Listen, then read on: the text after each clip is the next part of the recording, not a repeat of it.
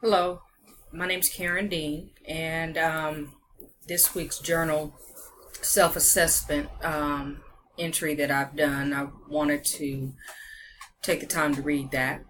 Um, it was the assignment to sit quietly for 5 minutes and then take your respiratory, your heart rate, and see how your muscles felt prior to any activity. So I did that. So sitting for 5 minutes quietly, not doing anything. My respiration was, I counted 15 for a minute. My heart rate was 96, and my muscles felt normal, after, just sitting there. Um, in hindsight, I guess they were contracting a little bit just to be able to be in that sit mode. Your quadriceps and what have you would be contracted slightly to allow your body to be in the sitting mode. Um, I measured my respirations, as I said first, and it was noted at 15 breaths in 1 minute period. I then checked my heart rate, and I noted that it was 96 beats per minute.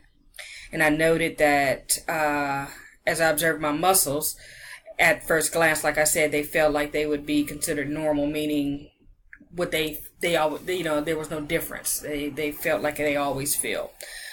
After jogging in place, however, for 3 minutes and doing push-ups, I didn't make it to 3 minutes. My body just would not take that. The first thing I noticed was my breathing. I was breathing very rapidly, very accelerated.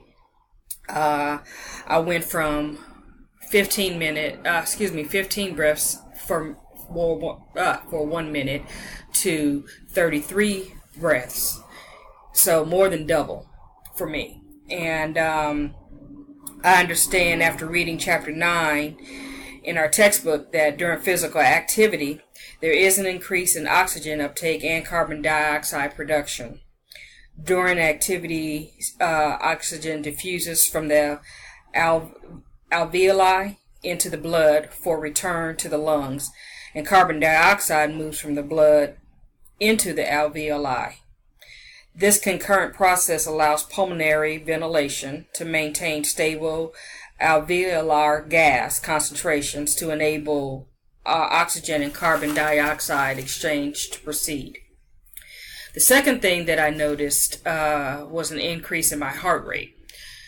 My heart was most certainly beating very rapidly. I went from 96 beats per minute to 118 beats per minute. I also understood after reading the text that the upper body activity produces greater physiologic demand in your heart rate, your blood pressure, your pulmonary ventilation, and perception of physical effort for any level of oxygen uptake, or percentage of VO2 max than lower body leg physical activity. Finally, both my arms and my legs felt very weak after the exercise. Now, I do admit that I've been very sedentary, mostly due to injury that I've had sustained, about a year and a half ago, but nonetheless sedentary. And so any exercise that I participate in, it tends to leave me feeling very tired. Some of the chronic adaptations to physical activity on the cardiovascular system is your heart size, your cardiac output, and your blood volume.